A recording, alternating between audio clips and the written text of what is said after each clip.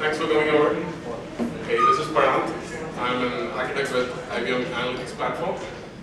And today we'll talk about Apache Spark. Basic introduction we'll give it. Then we'll go into RDD.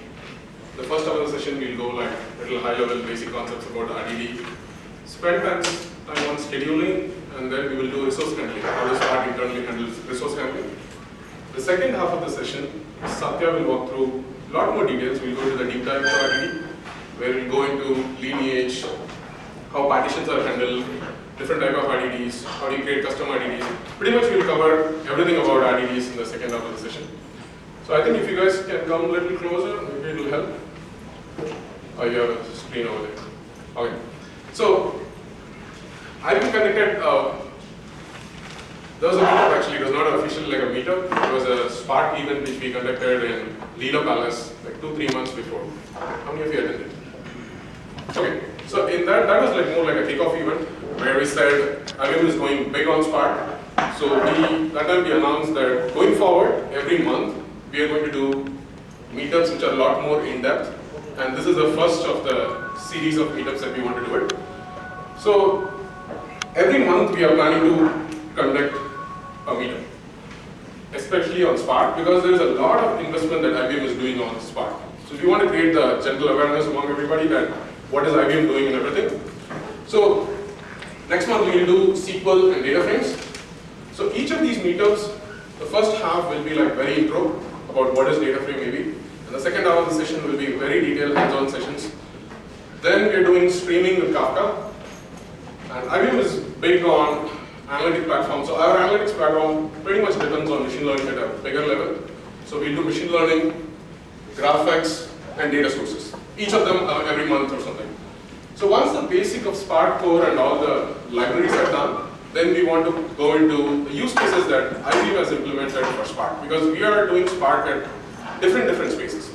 Analytics space, which major domains are using in IoT space, we are very big on Spark. So once we're done with this, then we want to discuss a lot more use cases which will help people to get a perspective on how things are going on the Spark world. Before we get into the details, because we want to get a pulse of how the audience are, so how many of you are like hardcore developers? Because based on that, we want to go into it. Okay, pretty decent. How many of you are already coding in Spark? Okay, there's a decent one. Who are completely away from big data, who have nothing to do with big data, but you're developers, but not big data developers. Okay. So it's a mix, I think. Decent mix is there. So we'll start with very initial, very basic concepts for maybe 10-15 minutes. What is Spark? How is it different from MapReduce? All these things. At some level, we have to go into the details. But the goal of these meetups are, let's say you don't know anything about Spark, and you regularly attend these meetups. We are pretty confident you should get like a very in-depth knowledge on what Spark is about, without doing any homework. Let's say you don't do any homework, just come and regularly attend, you should get a hang of Spark. So having said that, let's get started. I think pretty much most folks understand, because your big data world is pretty much a big chunk of the folks here, we understand what does a MapReduce do. At the same time, we want to tell what are the basic limitations. A few minutes only we'll spend on all these things. So MapReduce, a lot of boilerplate code are there, so which makes the code complex. What we mean by that is, let's say the standard thing, right? Any big data world, when we start, we say word count example. So when you write a word count example, MapReduce, in Java, you'll end up writing maybe like 50 to 70 lines of code. So in the case of Spark, we use Scala extensively in the Spark development. You'll exactly write the same word count example in 3 lines. Believe me, it's exactly 3 lines. That's all it will take. So the code is a lot more crispier. The boilerplates are completely removed what you used to have in MapReduce. The second one, disk-based approach, not good for iterative use cases. So MapReduce, let's say you have a task. You run a map card, what does it do? It takes some input, does some processing, it writes to an output disk, right? In the case of iterative processing, if every time you're going to write to a disk, it's going to be quite an expensive operation. There's a disk IO involved, storage is involved, storage has to be replicated, that is involved. You have to serialize the data because you're writing to the disk. All these complexities are involved, which has a performance impact directly. But in the case of Spark, let's say you have a job where you run like 5-6 tasks together as part of a job. What it does is each of these tasks are actually in-memory operation. There is no disk IO involved, so the rest of the problems which I mentioned will not exist. That's another thing. Batch processing not fit for real time. So we all know MapReduce is pretty much basic for batch processing, right? So if I have to do anything with real time, MapReduce may not fit. But actually Spark, the next slide will go a little more detail. It's not only just for MapReduce, it will help you in interactive and real time. We'll go into the details. So we know now what are the problems with MapReduce. So for a developer, what is the goal over here, right? He wants to write some code, but he pretty much wants to get all three done. So he writes a code, he wants a single framework which does batch processing, which does interactive, and which does real time. Really, if you see this use case, it's quite complex. When you go in this direction, what happened is there are so many technologies which keeps coming up. If you see MapReduce, there was a batch there. Then they said, I want to do interactive. Then Impala came up, Taze came up, Drill came up. Then we said, okay, I want real time. Then Storm came up. The amount of frameworks which came out is actually chaotic. And sometimes it's impossible to manage actually what you're doing. So what is the ideal situation, right? So you want the ideal situation is, I write some chunk of code. So let's say I wrote a MapReduce, something I wrote in MapReduce. Then I decided I want to do this not only in batch, but I want to do real time. What you would have done is, you would have picked up Storm. Maybe OldDB in some use cases, you would have picked up. So, but you have to end up rewriting the entire code what you wrote for MapReduce in the case of Storm. That you have to do. There's no option only. So next, let's say now you have real time and you have batch. Then you decided I want to do interactive query. You can't do anything. You can't leverage both. You have to now write the entire code in either Impala, Taze, Drill, or any of these things. So the same code, same functionality, if you want for different use cases, you end up rewriting the complete thing.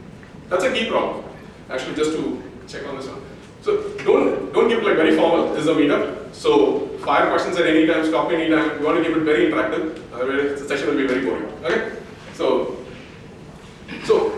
now this is where Spark comes in. So we mentioned, okay, 3 use cases are there. When we write a code, we want to use in 3.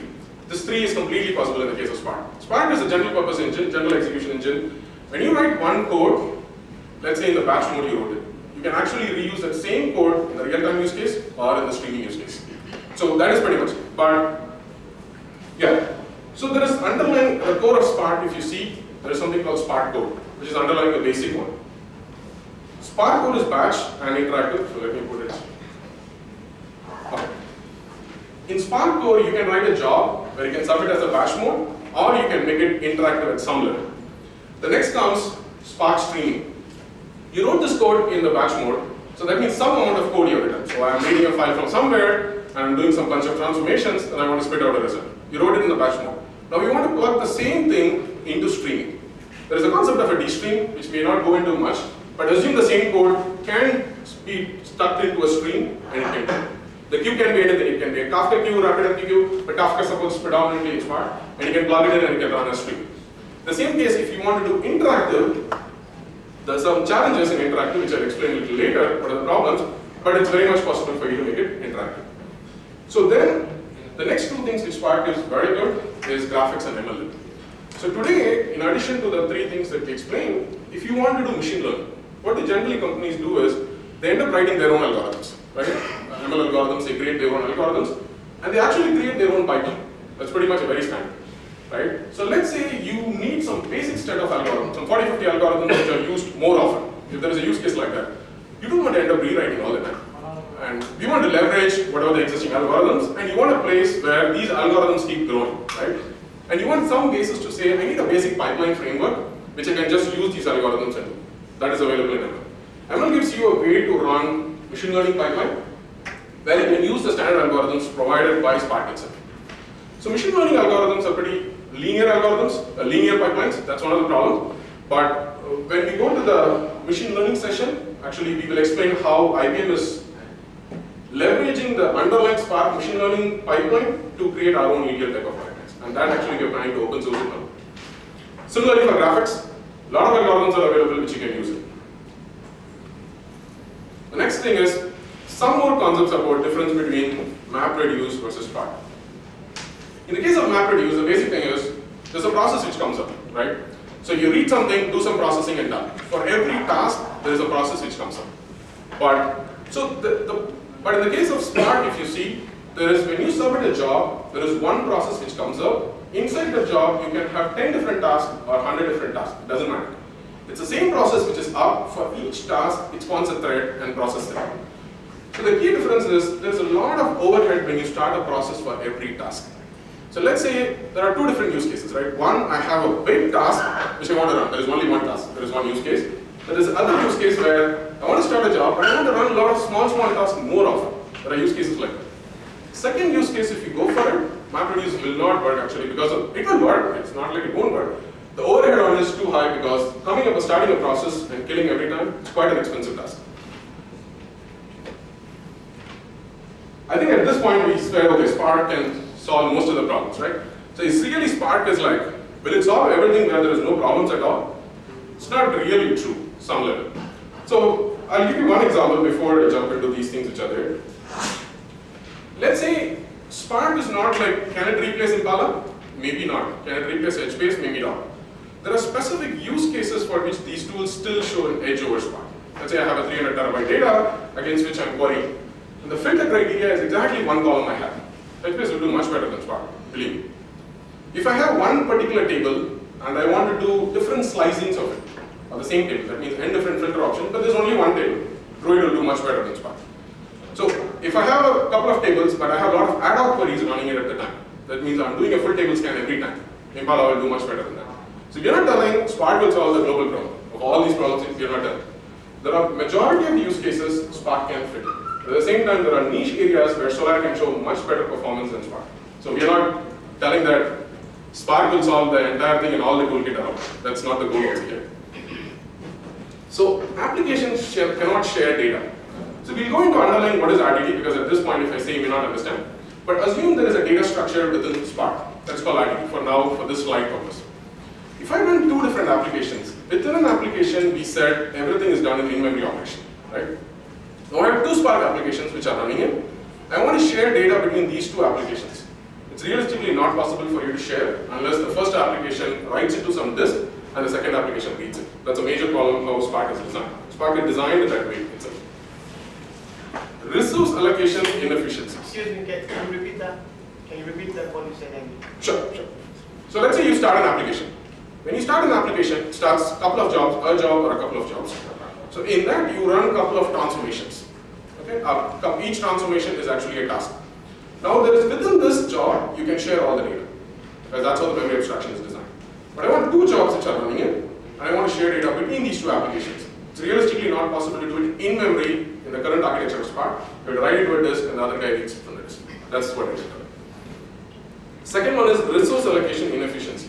We'll actually go into a detailed topic in my topic later in the session. I will talk about what is the problem. But here I want to tell you a brief idea is when an application comes up, it works with the cluster resource manager like Jan or anybody and tries to get some executors to work on it. Once it gets some executors, those are actually fixed to that application. That's very important.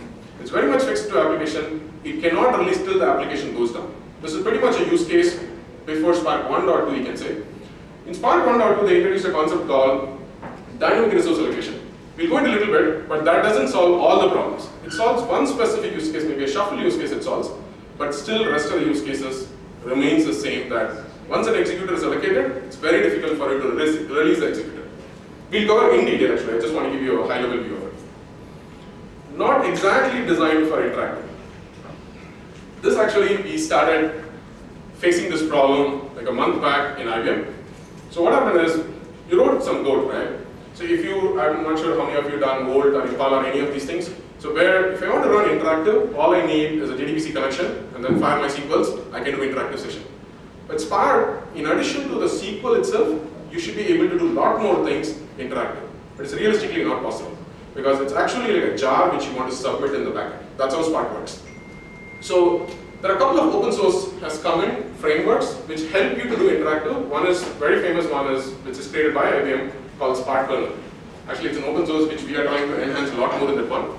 That is basically Spark itself doesn't give you a very good interactive if I have a middleware. Let's say I'm writing a microservice architecture on the top of it, where I'm getting some events from either a API level or from a UI or anything, and I want to do interactive. Basic Spark doesn't give you an option to do that. But there are some frameworks, two things are there, Job Server and Spark Kernel are two of them. Spark Kernel is owned by IBM. Spark Kernel is a much better fit. We can go into these details also a little later. Absolutely. So, case of executor failure, so though it maintains a lineage, so will it transfer that to some other executor? We'll come. Hold your question. I have another 20 minutes or 30 minutes. I'll go deep dive into that. Okay, hold your question first. Anything about basics? Because after this, we are going into RDD, and we'll be mostly talking about RDD scheduling and job. So if you have any high-level question about at this time, we can take it. Hadoop was designed to run on commodity hardware. Now Spark comes into picture and in-memory processing is the talk actually. But in-memory processing costs more, right? You are paying for lots of money in RAM. So how was that comparable? I don't think that Spark can be compared to MapReduce because Hadoop, the main core was running on commodity hardware with cheap hardware. But I don't think Spark can run on cheap hardware. Okay. How many of you think Hadoop can really do very good in commodity hardware? Okay, the definition of commodity hardware is like abusively used actually in the industry. If I give you a hardware which is like 4 GB RAM or 2 GB or 1 GB RAM, MapReduce cannot do anything much. So leaving about that, I'll come into the details of that. So Spark doesn't say exactly I will work good on only on in-memory. It will do too good on in-memory. That means the numbers will show, and I'll explain why also. If you are completely in memory, it can do maybe 100x more than faster than MapReduce. But if I'm not in memory, I'll still do 10x more than this one. I'll tell you why. So there are key things in this difference, right? So before Spark, I think 1.1 or 1, before that it can work only on in-memory. There's no way for it to fall on disk. But after a particular versions before, Spark can actually dip into the disk and come out of disk. That's very much possible. So the key difference here is, when I run a transformation, when I run a job, there are some basic differences which you need to understand, maybe a lineage, which I have to explain in RDD. When I do some operation, it doesn't do the operation at that step. I'll give you a small example. When I load a file from HDFS, I do a filter, then I do another filter, then I do a map operation or something like that. In the case of MapReduce, it actually executes each step in that place. You're talking about lazy execution, right? Correct. The execution will show a big difference in architecture. When I do that one, when I'm dipping into that disk every time, I have a very expensive, I'll tell you the problem when you're telling memory is a lot cheaper than network bandwidth. In the case of MapReduce, I'm writing into the disk. So there's a storage involved, which is heavy storage. That means 1 terabyte byte. When I filter and I produce 900 GB, I had to store 900 GB. And then I might have to do replication if I want to do replication. I had to serialize the entire 900 GB and write it. Serialization is expensive. This guy was expensive. Network bandwidth is expensive when I'm replicating across. So these problems will not be there even though. So without doing in memory, I will still do Spark will do roughly 10x better than MapReduce. Any other questions here? Okay, we'll jump into RDD. What is RDD? RDD is resilient distributed dataset. This is actually the key innovation you can say for which Spark was very successful. This is everything about Spark, pretty much basic of Spark is this one. This is a memory abstraction given to that where you can do in-memory computation in a distributed fault-tolerant manner. That's pretty much what RDD is. So it is lazy immutable. We'll go into what does it mean. Sorry. It's lazy. That's what I was trying to explain. When I load a file from disk into in-memory, that means I create an RDD out of it. Thereafter, when I do any set of operation, let's say I loaded a file, then I want to do filter, and I want to do map, then I want to write the output to the disk. Usually in the case of MapReduce, what I have done is, when you say a filter, it actually executes a filter operation. When you say map, it actually executes a map operation.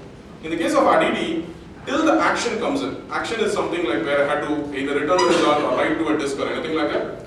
Till that place it hits in, it doesn't do anything. All it tells is, it notes down the lineage that I have to do all these things before I hit an action. Only when it hits an action, it goes ahead and runs the entire set of information. A lot of benefits of this approach.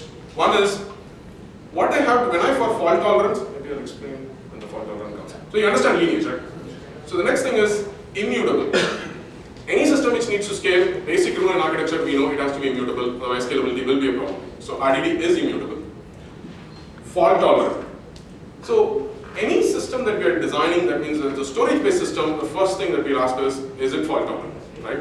So before we go into how Spark does fault tolerant, we'll discuss about what the traditional systems got Spark fault tolerant. In the traditional way, before RDD came into the picture, if you want to do fault tolerant, what do you do?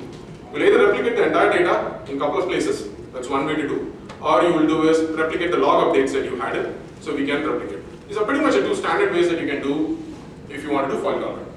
But in these two cases, all the things are a problem. Storage is a problem, extra storage because you're getting disk writes is a problem, serialization can cause performance, network bandwidth is a problem.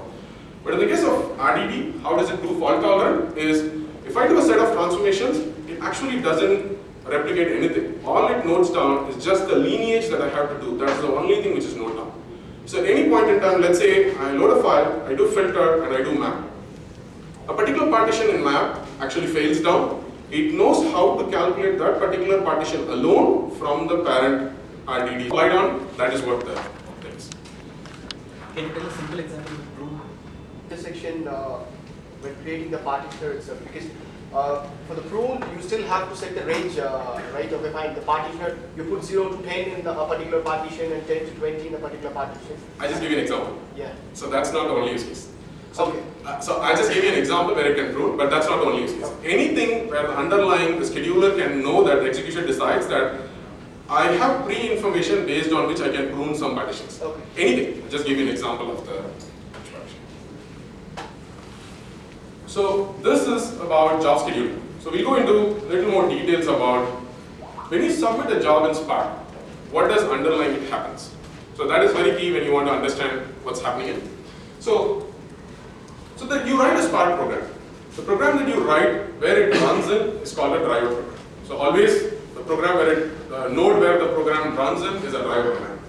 It can execute it on a cluster, Spark cluster. So the driver program is very key because it runs a lot more process than the driver itself. It runs something called DAG scheduler, task scheduler, all these things. We'll see what is the difference.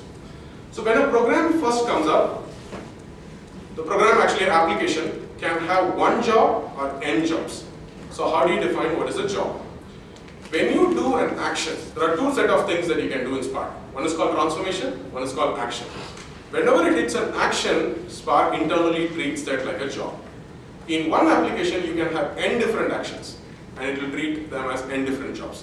The criticality for a job is, when I see an action, I treat it as a job. That's the first thing. Once the driver identifies a job, it actually gives the job to the DAG scheduler. There's something, a process, another process called DAG scheduler, it gives a job. So what is the responsibility of a DAG scheduler? DAG scheduler takes a job, it identifies how many stages are there. That's all a DAG scheduler does. Now we need to know what is a stage. The stage is when I don't have to do a shuffle operation in my entire suite. If, let's say two examples. One example, my job, I load the file and I do a lot of transformations, but none of them result in a shuffle. If that's a use case, DAG scheduler will result as a single stage. Straight away with the narrow dependency, it will do a single stage. But wherever there is a use case where there is a shuffle happening in, it treats that like a stage boundary. Let's say we have a filter, we load the file, we do a filter, then we do a group by, and then we do some set of operation. The group by will result in actually a stage boundary because there is a shuffle happening. So what Spark will do is, the first till the filter is treated as one stage, and after the group by is treated as another stage. So it will identify the stage boundary. Let's say after the group by, I do two filters, and again I do another group by. Then there is another stage boundary created that will result in 3 stages. You got a hang of what's a stage? So the stage is nothing but wherever there is a reshuffle of data. Shuffle is the only one parameter for stage boundary? Correct. Any place where a shuffle happening, reorganization of data happening, that's the only parameter for a stage boundary. Because otherwise it can pipe in. So for Spark, pipeline is very easy because there is a direct dependency one-to-one partition, it can do very fast. But everybody knows when there's a shuffle, it's an expensive operation. Same as in the case of Spark because it has to pull data from everywhere. So now the DAG scheduler job is, once I give a job, I will create n number of stages. That's all a DAG scheduler does. After that, it takes the first stage when it created, gives it to a task scheduler. The responsibility of a task scheduler is, once I create get a stage, I create a list of tasks. So what is a task? So let's say we do a filter. We loaded the file, we do a filter operation.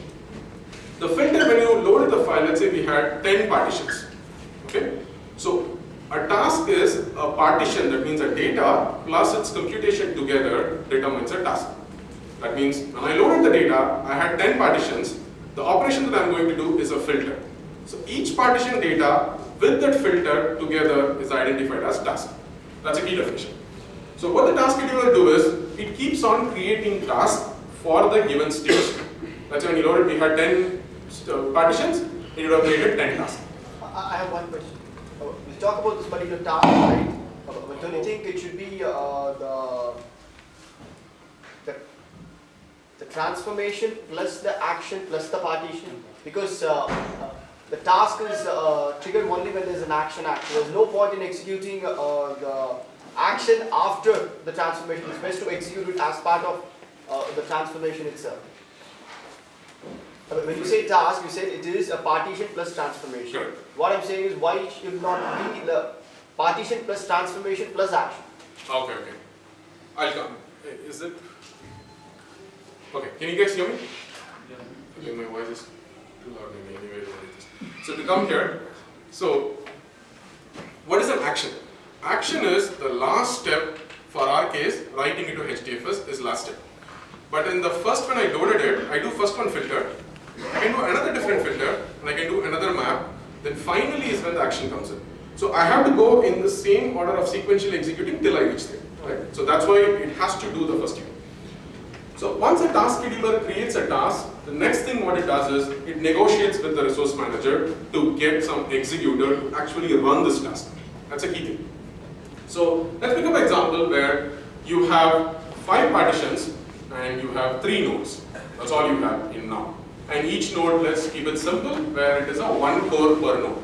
Okay? So maximum you can at a time process only 3. That's a use case, but we have 5 partitions. Okay. So now the task scheduler created 5 partitions.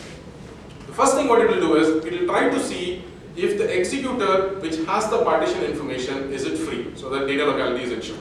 It identifies that. If it's free, it gives it. Let's take the first 3 partitions. It straight away found 3 nodes and it gave the data and it's scheduled. Now what will happen is it will wait for the remaining 3. It won't do anything, it will just wait till the entire 3 is done because it doesn't have any more resource to execute. Now let's say the first partition, it actually completed, the first executor completed.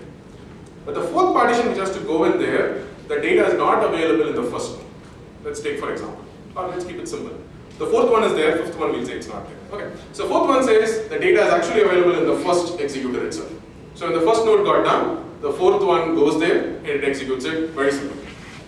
Now the second executor finished it, but the 5th partition which is going to go there, it's not locally available. It's only in the 3rd node it's available. What Spark does is there is a configuration variable inside which will say how much time you want to wait to see if the 3rd node executor is done. There's a fixed time slot. It will wait. So if it will wait for that fixed time slot, if it is not available, it will go on and schedule into and it will do a network bandwidth. It will pull the data from 3 into and run. But if between the time interval where it's waiting, if the 3rd executor completes it, it will schedule it over there. That's pretty much what it does internally. So with this, we are some level done with scheduling. We'll go into how the resource allocation happens. Want to open up for questions if you have I have any one questions. question. The DAG scheduler and the task scheduler is part of the Spark code. Yes, very good. The entire thing is part of Spark. Can you explain the part where the nodes are waiting?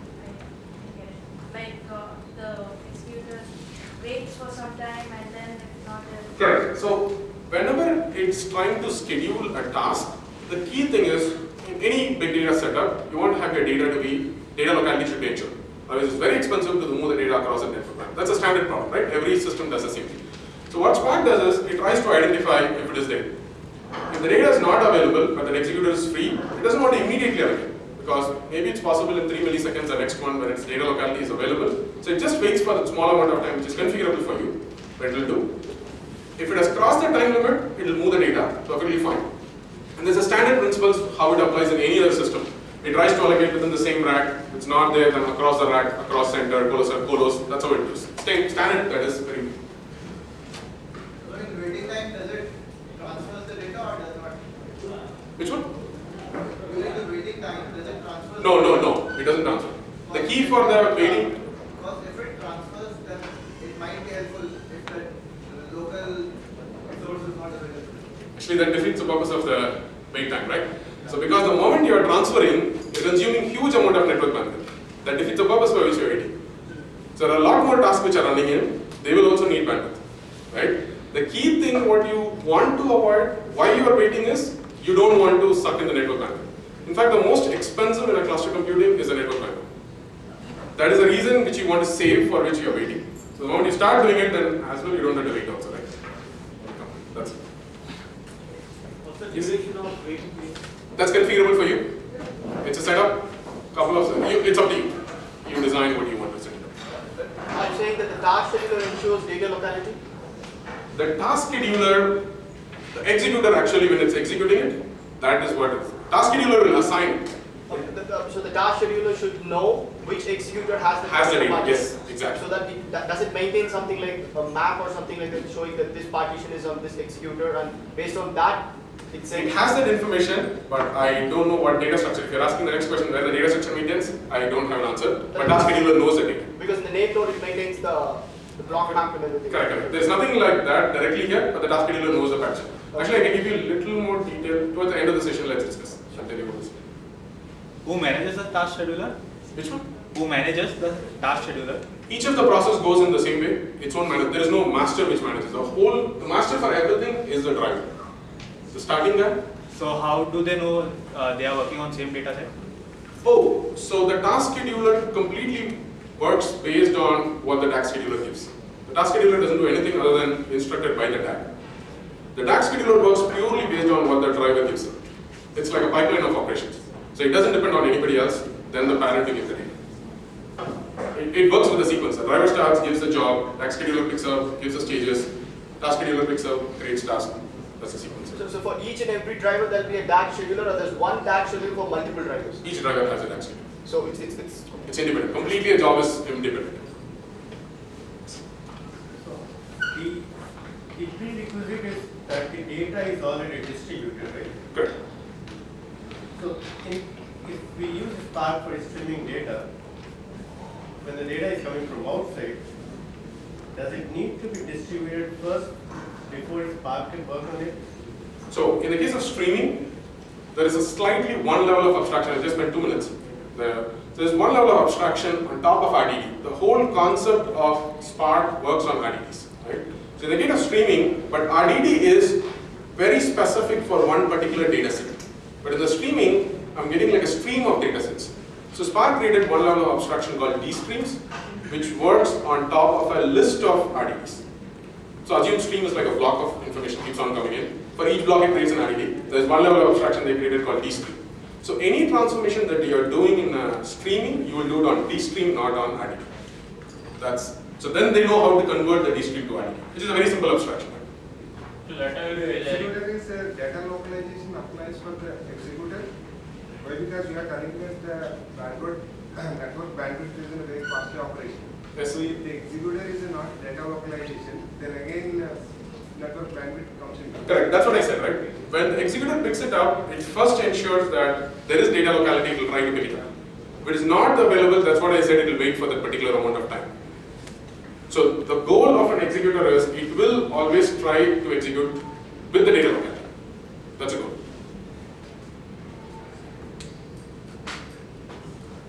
Resource allocation. So I think initially in the talk I said, we'll go into the details of resource allocation. This is the time we can discuss more. So what is resource allocation? So resource allocation we can discuss in 2 splits. Before Spark 1.2, after Spark 1.2. Because there's a big change between in Spark 1.2 which happened. Before Spark 1.2, let's say a job comes up, an application comes up. And the application says, I want this many executors to execute my application. So let's say you got 10 executors to execute your application. What will happen is, till this application dies, those executors are exclusively assigned for you. What does that mean is, let's say as part of the application processing, you don't need 2 of the executors anymore. You're keeping it idle for some reason. It cannot be released back to the general resource pool where any other application can pick up. It is not possible before Spark 1.2. It's actually exclusive, dedicatedly assigned only for you. This is a very big problem. When you're doing multi-cluster, multi-tenant environment, this is a big problem. So in Spark 1.2, they solved this problem at a particular level, but they didn't completely solve this problem. I'll tell you what they solved and what they didn't solve. In 1.2, what they did is, they will allocate resources. Okay. So in 1.2, when an application comes up, there is a capability for it to say, I request for a very minimum amount of executors that I need. It does a calculation and allocates very minimum. But as part of the processing, when it realizes that it needs more, it goes and requests for a request policy and it gets more executors. So every time it needs more, it will go ask for a request and it will get more. But while it's processing it, it realizes maybe that some of its executors are sitting idle, then it will say, I want to remove policy it applies, when it says, I want to give back the executioner back to the resource pool so it can be used. We'll go into the detail, what is request and what is remove policy. But you generally got it. So, request policy is, let's say a task scheduler has 5 tasks. Okay? It originally got allocated only 3 executors for it. There are 2 tasks which are pending over there for quite some time, for which it needs some executor. And the 3 tasks which are assigned, let's say it's taking more time. So what is the general policy for the request policy is, whatever time span you have mentioned there, Spark dot dynamic allocation dot scheduler backlog timer, let's say you say 5 seconds only. It will wait for 5 seconds to see if my pending task didn't get an executor for the time specified in that lot, it will apply a request policy. Let's say give me an executor. So, good. So when we talk executors and request policy, the resource manager has it already come into picture? Yeah, the task manager is actually on the resource. Jan is running there, you can assume, in the task manager case. Okay. Okay. So I'll come into that one. Let me finish this and we'll come. So what will happen is when he's getting resources, when he gets executors, he doesn't go and like say, give me all the executors for which I have a pending task. That's also a problem. So what Spark does is, it does something like a round robin. It slowly and exponentially increases the request for the executors. That means let's say we have 10 tasks and only 3 executors we initially got it. So in the first round, it will check if all the pending tasks has crossed the time mentioned in the scheduled backlog timer, then it goes and gets 1 more executors. Then the next round, after the second time, sustained scheduled backlog time mode is there, then it gets 2 executors. Because the design is, there are multi-tenant environment where all of them are sitting and working. I can't go grab for everything and come back because some of mine will even can get released also.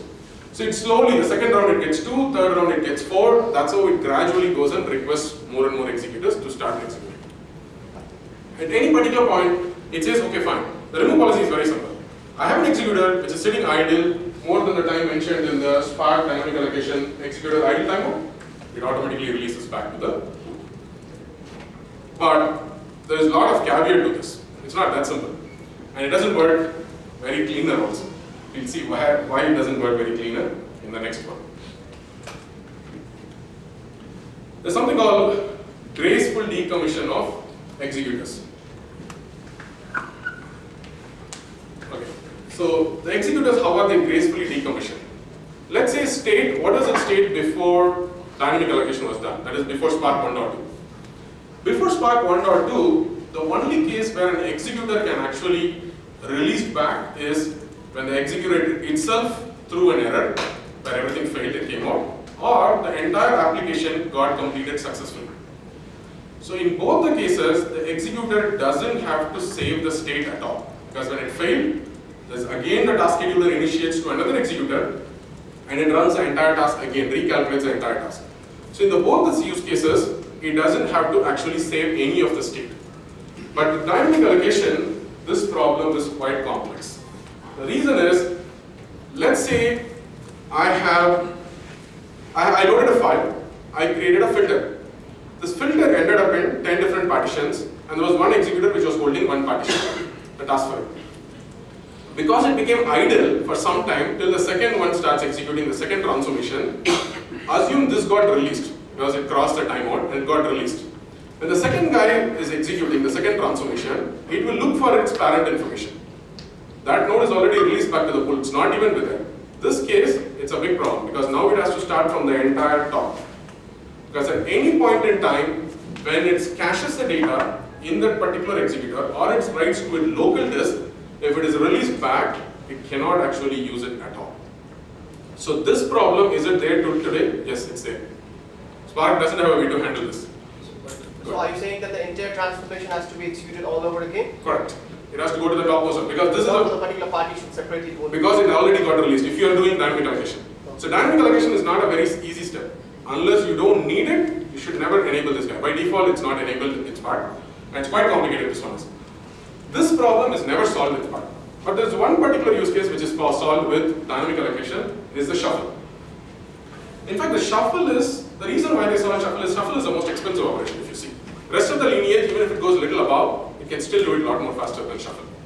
In the shuffle use case, let's say you're trying to bring the data from across multiple parents into one child, right? As part of this, so there is a concept of Spark context which they created per application. So all these resources are actually tied to their Spark context. That's very crucial for them. The way in which, we'll spend a few minutes maybe on this.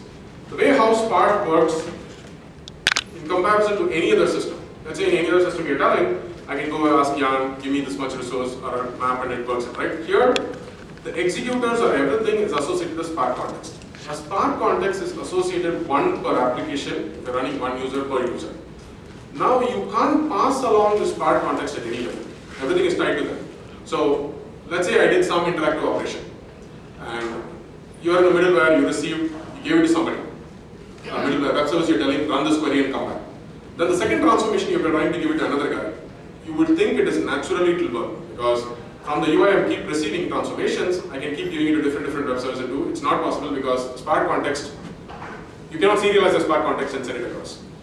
So because the executors are tied up to the Spark context, they have to maintain because that's how they run the whole architecture is behind is associating everything to a Spark context. I can do a little bit on fair scheduling if anybody needs it, otherwise I'm pretty much done. We can stop here. So fair scheduling is same as how it's done in MapReduce.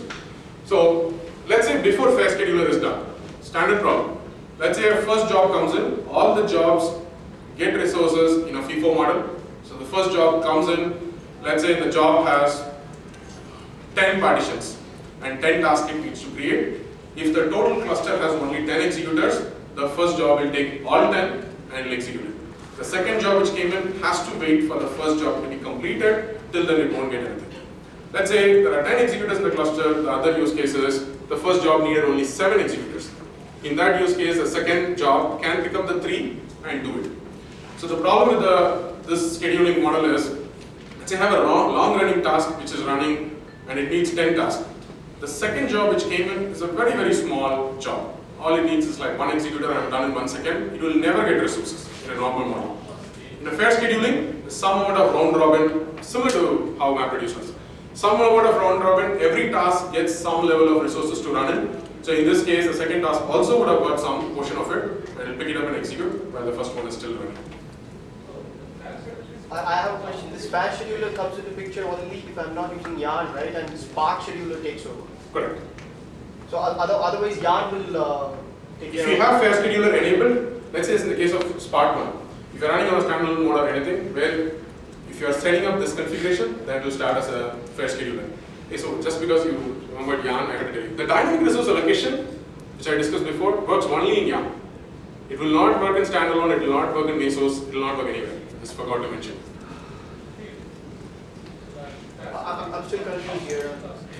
This option, what you said, right? This fast scheduler is for Yarn, saying that I want fast scheduler, or is it for Spark standalone scheduler? It is for Spark standalone scheduler. The moment you are in standalone scheduler, so this is for Spark standalone. So this is not running on Yarn. No, this is not running. This is Spark standalone. This is Spark cluster. Correct. Yarn has a capacity scheduler, which will take care of the queues, separate queues. So we will, if you don't have, we are pretty much done. So we'll take a 10-minute break. The time is 10, 11, 11. So we'll meet like 11:25, 15 minutes break. And 11:25, I think some snacks are in the back. And then we'll come back. You guys have to some level move a lot closer. Oh, okay.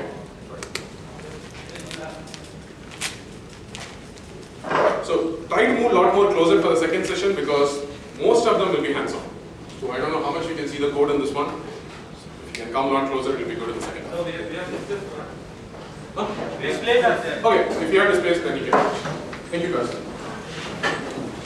Thanks, man.